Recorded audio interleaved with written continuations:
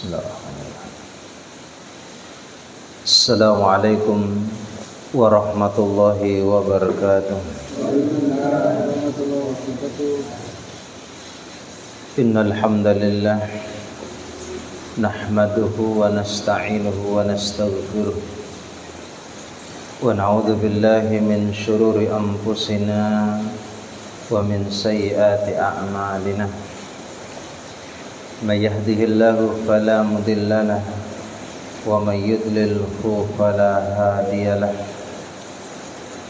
Asyhadu an la ilaha illallah wahdahu la syarika lahu wa asyhadu anna Muhammadan 'abduhu wa rasuluhu la nabiyya ba'dah.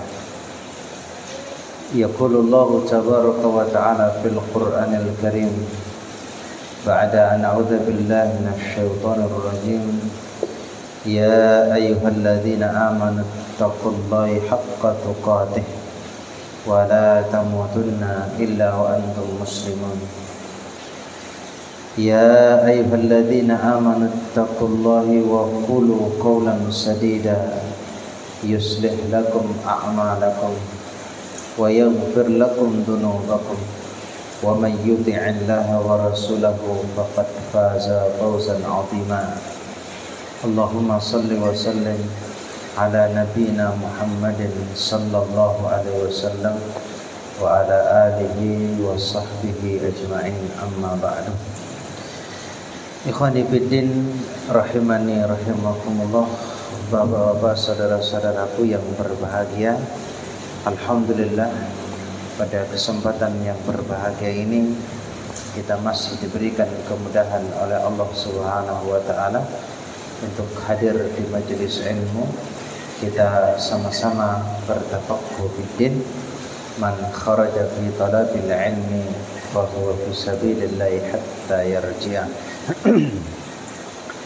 Ikhwani fiddin rahimani rahimakumullah. Baik, pada kesempatan ini kita akan mengkaji satu bab yang ada di dalam buku HPT, Himpunan Putusan Tarjih 3, yakni tentang tuntunan melaksanakan sholat Jumat.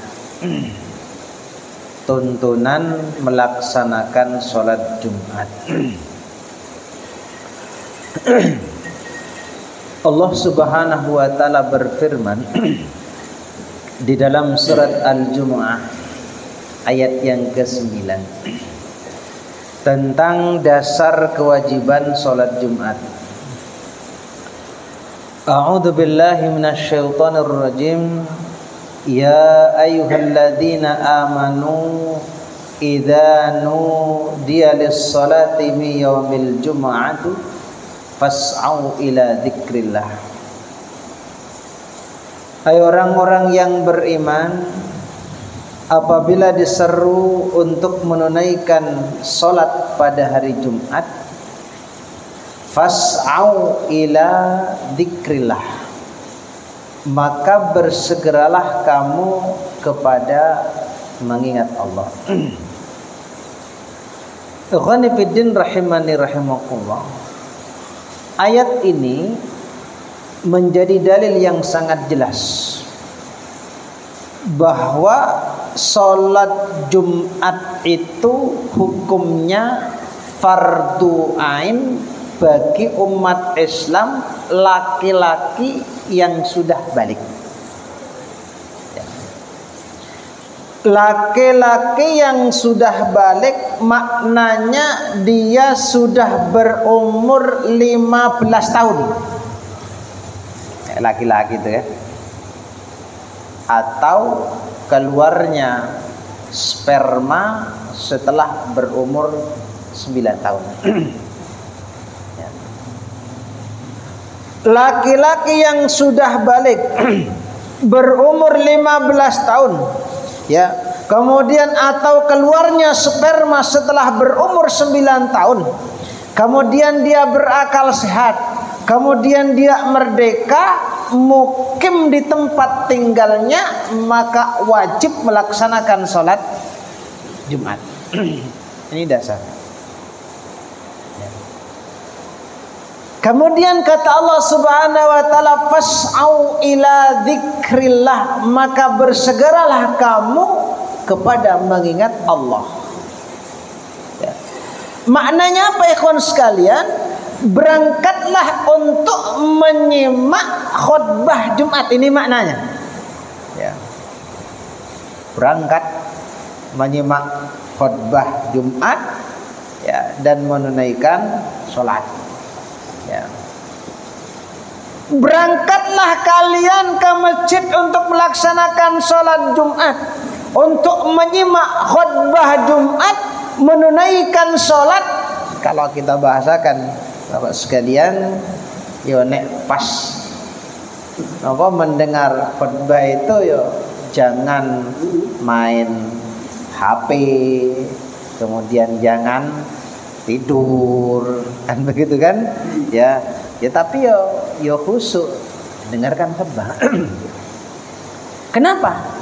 Allah Subhanahu wa taala tegas, fas'au ila dzikrillah, bersegeralah kamu kepada mengingat Allah.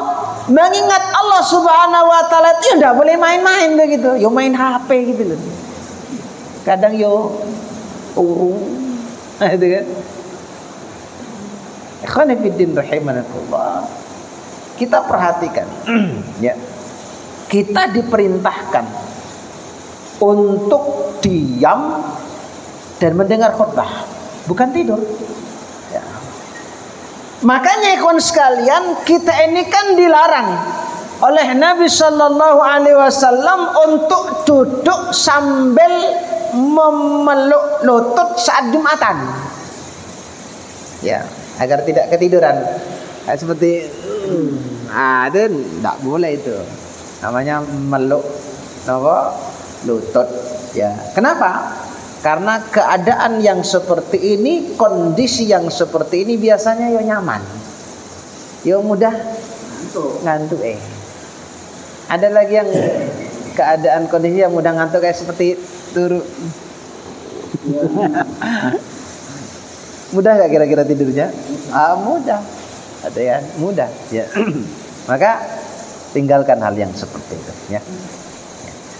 Ketika khotib sedang berkhutbah, ya, kemudian ikhwan sekalian kita tidur sampai ke tahap tidur berat, bayangan, ya, mendengarkan khutbah, kemudian kita sampai tidur ke tahap tidur berat, maka wudhu kita itu batal. Bagaimana cara untuk mengetahui ini tidur berat nopo tidur ringan? Ya, tidur berat nopo tidur enek, kira-kira jenengan biasanya tidur ringan nopo berat gitu kan? Ya, maka untuk membedakan, untuk mengetahui apakah ini tidur berat ataupun tidur ringan, kata para ulama, kalau kita masih bisa merasakan ada sesuatu yang keluar, itu kan kentut misalnya, maka tidurnya itu disebut tidur ringan, kan kerosok. Ya. Namun jika dia tidak merasakan sama sekali, ya itu namanya tidur berat. Ya, yo ngorok, atau dengan ngorok, ya itu tidur berat. Ya, dia tidak merasakan apakah ini kentut ataupun tidak, itu tidur berat, Pak. Ya, tapi kalau dia masih merasakan ada sesuatu yang keluar dari duburnya begitu kan, yo itu tidur ringan. Dengan sahabat Anas radhiyallahu anhu menceritakan, ya, kata beliau, kana ashabu Rasulillah sallallahu alaihi wasallam ala ahdihi yantadiruna al-isya. Para sahabat Nabi sallallahu alaihi wasallam pernah menunggu salat jamaah Isya di zaman Rasulullah sampai kepala mereka ini hatta takhfiqa ru'usuhum, sampai kepala mereka ini mematuk-matuk kayak itu, tekak-tekuk nih loh. Ya. Mereka nunggu Nabi sallallahu alaihi wasallam karena memang kadangkala Nabi itu kan untuk sholat Isya itu kan mengakhirkan, Pak. Kenapa seperti itu? Ya karena mungkin sahabat belum datang. Kan sholat isya itu kan panjang, ada kan? Maka mengakhirkan itu kan tidak masalah. Ya tidak boleh kalau kita itu kan dang itu kan komat kok gitu kan. Tapi karena Rasulullah Shallallahu Alaihi Wasallam itu beliau akan melihat ini sahabat ini nopo memperlambat nopo segera itu kan, kalau kok lama nggak datang kok nopo sahabat ini kok ya lama begitu kan, biasanya ditunggu oleh Nabi, gitu kan. Sampai suatu ketika suatu kondisi itu kan kata Anas bin Malik sampai para sahabat itu ngantuk-ngantuk, ya teko gitu kan, karena saking ngantuknya ya. Kemudian setelah itu ikhwan sekalian datanglah Nabi Sallallahu Alaihi Wasallam ya. Tapi ketika Nabi datang para sahabat itu tidak ngambil wudu Pak. Thumma yusalluna, kemudian mereka langsung melaksanakan ibadah sholat. Wala yatawaddaun, mereka tidak berwudu. Maknanya ikhwan sekalian, para ulama, sebagian para ulama memaknai hadis ini namanya tidur ringan. Tekat, gue tidur ringan, gitu kan? Ya karena mungkin masih kroso nanti kan ada sesuatu yang keluar dari itunya, gitu kan? Nah, ikhwan fillah rahimakumullah. Kemudian ya Allah Subhanahu wa taala melanjutkan firman-Nya, wadarul bai', tinggalkan jual beli, ya. Tinggalkan jual beli dan segala urusan yang menyibukkan kamu, ya. Pekerjaan-pekerjaan yang menyibukkan kamu, pekerjaan di kantor, pekerjaan di sawah, ladang, pasar, tinggalkan. Untuk apa? Sholat Jumat, kan? Sholat Jumat. Tapi ada loh Pak, model orang sekarang itu, dia tinggalkan tempat kerjanya, katakanlah kantornya, dia pergi ke masjid. Tapi di masjid itu dia masih sibuk melayani customernya sambil dengar khutbah, gitu kan. Jadi artinya yo SMA yo jalan, lancar, transaksi yo tetap jalan, jasadnya di dalam masjid tapi pikirannya di tempat kerja. Ada nggak modelan kayak gitu? Oh banyak, kan? Banyak model-model kayak gitu. Padahal kata Allah Subhanahu wa taala, "Dzalikum khairul lakum in kuntum ta'lamun." Yang demikian itu lebih baik bagimu jika kamu mengetahui. Yakni lebih baik dari segala urusan duniawi yang melalaikan kamu untuk tidak bergegas melaksanakan sholat Jumat dan seluruh rangkaiannya. Padahal dengan menjalankan perintah Allah Subhanahu wa taala, yakni melaksanakan sholat Jumat tadi itu bergegas, ya, bergegas untuk hadir di masjid, duduk dengan tenang, dengan rapi mendengarkan khutbah Jumat, itu kan pahalanya besar, pahalanya besar. Ya, Rasulullah Shallallahu Alaihi Wasallam bersabda, man tawaddo'a, barang siapa yang berwudu, fa ahsanal wudu'ah, kemudian dia memperbagus wudunya, summa atal jum'ata, kemudian dia datang melaksanakan sholat Jumat, datang ke masjid, fadana, dia dekat dengan imamnya, dengan khatibnya, dekat mimbar, wastama, dia dengar itu khutbahnya, ya, wa an sota, diam dia, ya, diam itu bukan tidur, kan? Dengarkan khutbahnya, diam dia dengarkan khutbahnya.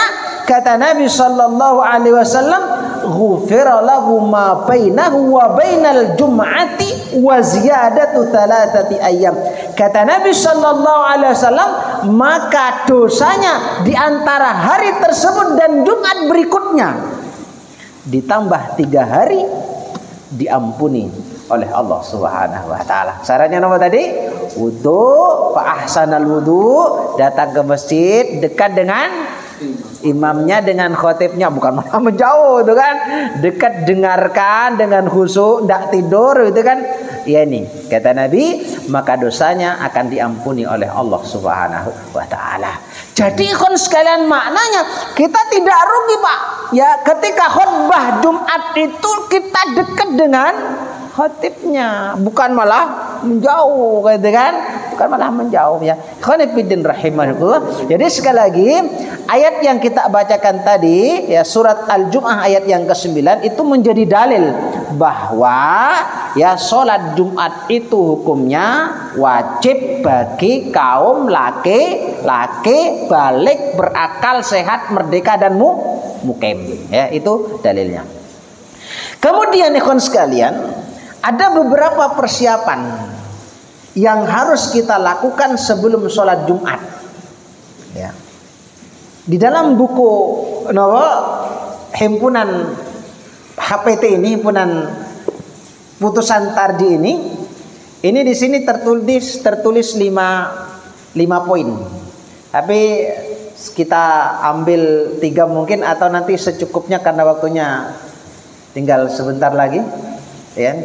Yang pertama, ya, yang harus kita lakukan, ya, persiapan yang harus kita lakukan sebelum sholat Jumat itu 1, mandi.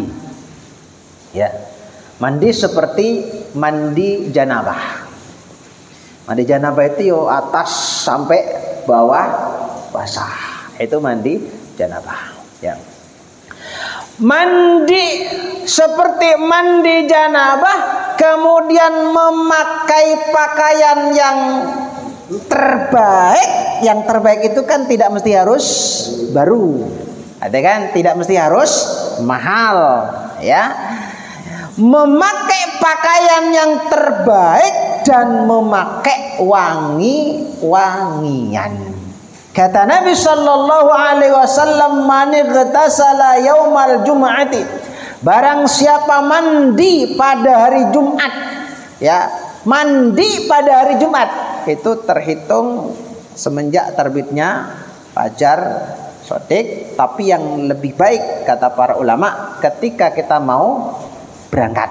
Kenapa? Karena ketika mau berangkat itu baru mandi itu kan ya segar, Pak. Lah nek jenengan mandi jam 7 kemudian baru yo kerja, baru ki mangkati jam 11 12 begitu kan yo mampu kan, gitu kan.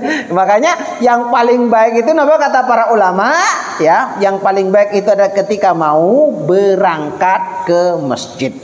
Maniktasala yaumal jum'ati, barang siapa mandi ya pada hari Jumat, dan ini hukumnya sunnah, Pak, tidak wajib, hukumnya sunnah. Maniktasala dalam mazhab Syafi'i begitu. Maniktasala yaumal jum'ati wa tatahhara bimastata'a min tuhrin.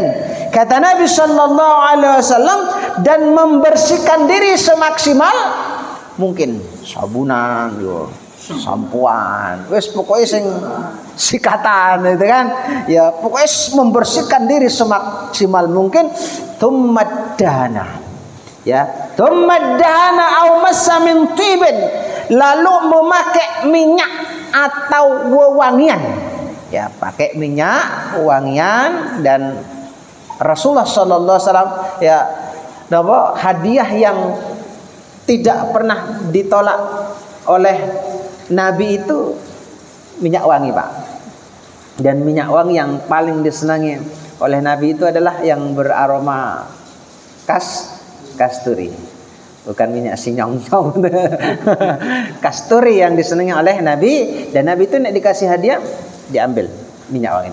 Ya. Makanya kan sekalian, ya, tidak patut dan tidak pantas nek kita ini dikasih hadiah minyak wangi kok yo nolak, jangan ambil, ya, karena Nabi tidak pernah menolak hadiah minyak wangi, ya.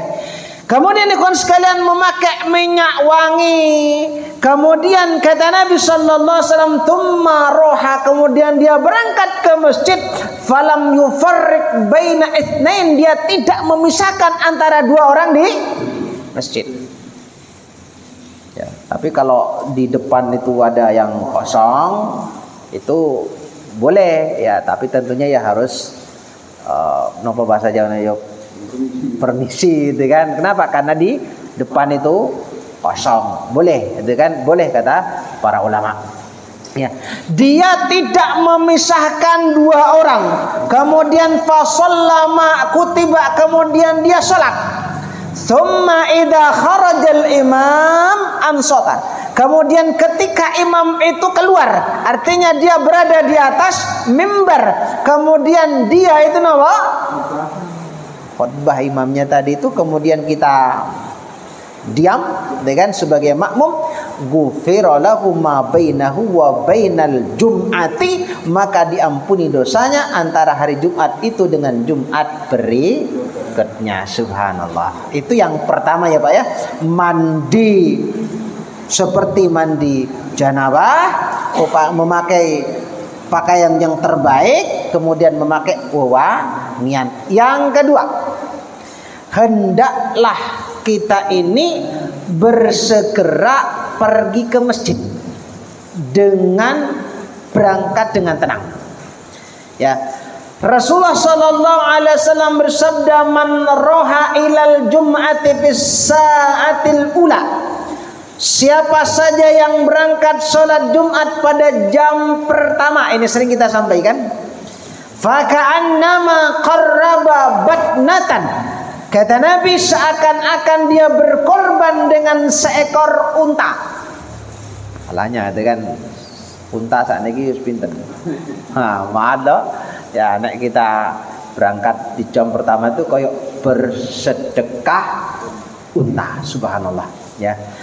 Waman roha fis sa'atit tsaniyah, barang siapa yang berangkat sholat pada hari Jumat itu pada jam yang kedua, faka'annama qarraba baqaratan, maka dia seakan-akan berkorban dengan sapi. Waman roha fis sa'atis tsalitsah, barang siapa yang berangkat pada hari Jumat melaksanakan sholat Jumat pada jam yang ketiga, faka'annama qarraba kibasan akran, maka dia seakan-akan berkorban kambing yang bertanduk. Waman roha fis sa'atir rabi'ah, barang siapa yang berangkat pada jam yang keempat, faka'annama ahda, kata Nabi, maka dia seakan-akan menghadiahkan. Kalau tadi kan mengorbankan, gitu kan? Kata Nabi sallallahu alaihi wasallam, faka'annama ahda dajajatan, ayam jantan. Ya, ayam jantan. Waman roha fis sa'atil khamisah, barang siapa yang berangkat sholat Jumat pada jam yang ke berapa ini? Kelima, faka'annama ahda baydatan, maka dia seakan-akan menghadiahkan napa niki? Telur. Artikan telur niku sak niki sak kilo pinten. 23 toh? Ya, jadi ini orang berangkat ke masjid itu ya di jam yang kelima, itu kayak seperti memberikan hadiah ya telur ya 1 butir. Telur lah 1 butir sak niki pinten, Pak? 3.000. Wah, nek kita berangkat di jam yang kelima ya berarti yo koyo ngasih hadiah yo 3.000, itu kan subhanallah ya. Namun ikhwan sekalian, para ulama ini masih terjadi perbedaan pendapat di antara mereka dalam memaknai jam pertama dalam hadis ini. Jam pertama itu dimulai dari jam berapa? Kan? Itu para ulama masih berbeda-beda ya.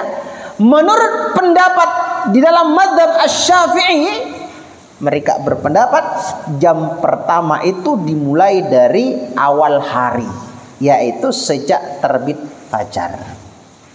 Berarti katakanlah sekarang subuh itu jam 4, kan? Dihitung jam pertama itu jam 4 ya. Berarti kan sampai jam 12, katakanlah jam 12 ya. Berarti kan jam 4 sampai ke 12 berarti kan 9 jam gitu Pak. Kemudian itu dibagi berapa? Dibagi 5 ya. Jam pertama itu di jam 4, betul ya? Di jam 4, kemudian dia di jam kedua berarti di jam 6 nggih. Tadi kan 4 kan, satu dibagi berapa? Dibagi 9 itu kan meh 2 jaman, betul ya? Meh 2 jaman itu kan. Ya katakanlah ini contoh, itu kan contoh. Ya jam 4, kemudian nanti jam yang kedua berarti di jam 6, kemudian di jam 8, kemudian di jam 10, betul? 10 kemudian jam 12. Nek jenengan berangkat di jam 12 melaksanakan sholat Jumat, berarti oleh ndok gitu kan. Masya Allah ya berarti ya cuma hadiahnya 3.000 karena ndok yo sak biji yo 3.000. Itu pendapatnya siapa tadi? Dalam mazhab Asy-Syafi'i. Kemudian menurut pendapatnya Imam Malik ya, jam pertama itu adalah beberapa saat setelah tergelincir matahari. Katakanlah sekarang duhur, katakanlah umpama jam 11:30 ya Pak, 11:30 duhur lah, dihitung dari situ. Ya jam pertama itu dari situ. Tapi kelihatannya kita ini milih yang pendapatnya apa? Imam Malik yang ini loh, betul kan? Betul kan? Kan rata-rata kita mangkatnya jam rolas.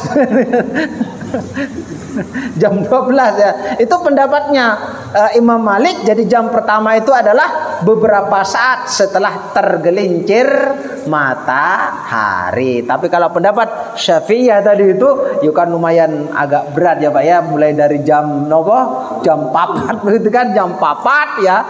Itu jam pertama, itu kan. Lah ala kulli hal ikhwani fiddin rahimani rahimakumullah, penyebutan jam ini kata para ulama, penyebutan jam atau waktu pertama itu hanyalah dorongan untuk berangkat lebih awal sebenarnya. Tujuannya nopo?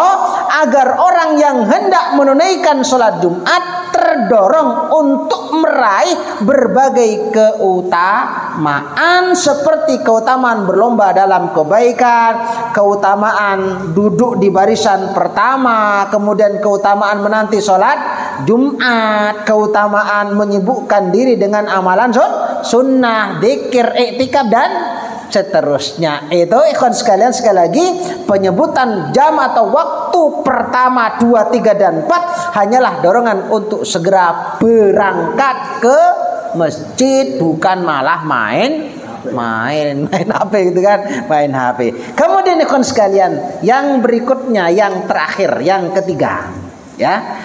Kita cukupkan sampai di sini. Yang ketiga, setelah tiba di masjid hendaklah melakukan sholat tahiyatul masjid 2 rakaat meskipun imam sedang berkhutbah.